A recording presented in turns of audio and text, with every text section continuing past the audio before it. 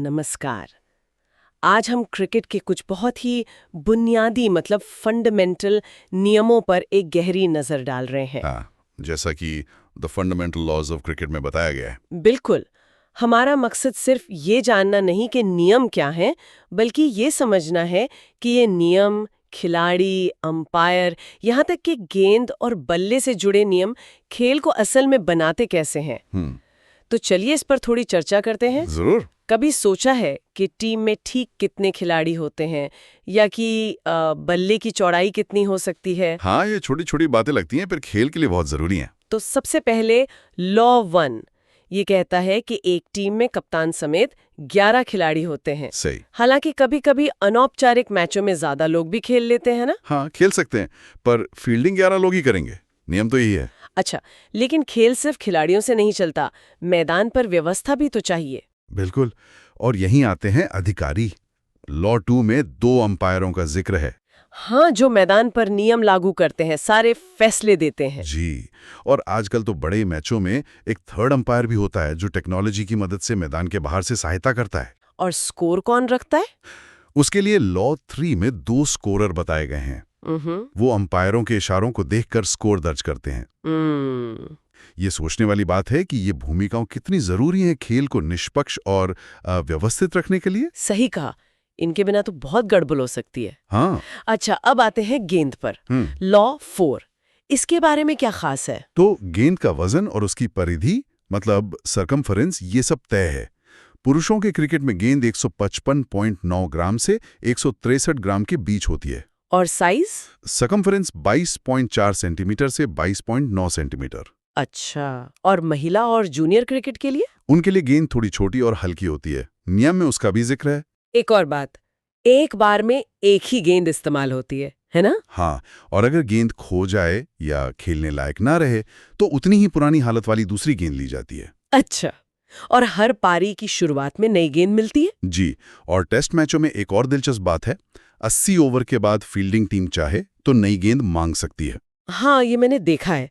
लेकिन यहाँ एक और बात है, गेंद का धीरे धीरे पुराना होना, ये भी तो खेल का एक अहम हिस्सा है। बिल्कुल बिल्कुल, ये बहुत ही महत्वपूर्ण पहलू है। गेंद की स्थिति जैसे जैसे बदलती है वो गेंदबाजों के लिए क्या कहते हैं, मौके बनाती है। कैसे? मतलब पुरानी गेंद से क्या होता है? देखिए, जब गेंद पुरानी होती है उसकी एक साइड खुरदुरी हो जाती है, दूसरी शायद थोड़ी चमकती रहती है। इससे गेंदबाजों को स्विंग कराने में मदद मिलती है। अच्छा, जैसे रिवर्स स्विंग। हाँ, खासकर रिवर्स स्विंग जो नई गेंद से बिल्कुल अलग होती है। इससे बल्लेबाजों के लिए चुनौती बढ़ जाती है, उन्हें अपनी तकनीक बदलनी पड़ती है। तो गेंद का पुराना होना असल में खेल में एक और परत जोड़ता है। सही कहा, ये खेल में गहराई लाता है, रणनीति को और जटिल बनाता है। अच्छा, गेंद की बात हो गई, अब आते हैं बल्ले पर। लॉ 5। जी, बल्ला। इसकी भी सीमाएं तय हैं, लंबाई, चौड़ाई? हाँ, बिल्कुल। लंबाई 38 इंच यानी 96.52 सेंटीमीटर से ज्यादा नहीं हो सकती। और चौड़ाई? चौड़ाई 4.25 इंच मतलब 10.8 सेंटीमीटर, इससे ज्यादा नहीं। और मोटाई भी तय है बीच में, और किनारों पर अलग अलग सीमाएं हैं। दिलचस्प बात यह भी है कि अगर बल्ले को पकड़े हुए हाथ या दस्ताना मतलब ग्लव गेंद से लगता है तो वो भी बल्ले का ही हिस्सा माना जाता है। हाँ, अगर हाथ बल्ले से जुड़ा हुआ है तो। लेकिन सबसे महत्वपूर्ण नियम शायद ये है कि बल्ले का ब्लेड सिर्फ लकड़ी का ही होना चाहिए। हाँ, ये बहुत जरूरी नियम है, और ये डेनिस लिली के उस मशहूर कॉम्बैट वाले वाकये के बाद और पुख्ता हुआ। हाँ, वो एल्यूमिनियम वाला बल्ला। जी, वो एल्यूमिनियम का बल्ला ले आए थे खेलने।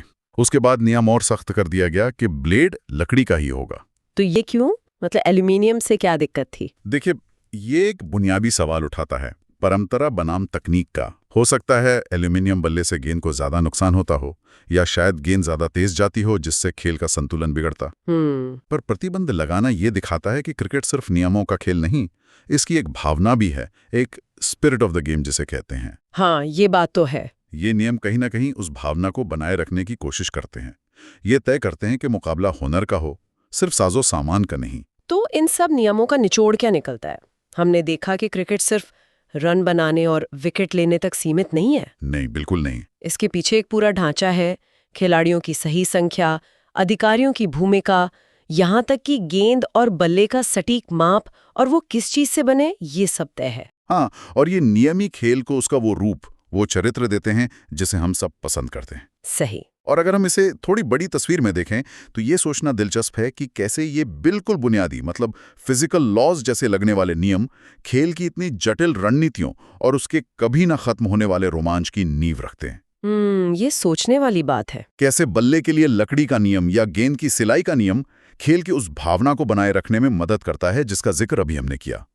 ये नियम सिर्फ सीमाएं नहीं हैं, ये असल में हुनर को दिखाने के लिए एक तय मैदान तैयार करते हैं। बिल्कुल सही कहा। ये नियम ही हैं जो खेल को खेल बनाते हैं।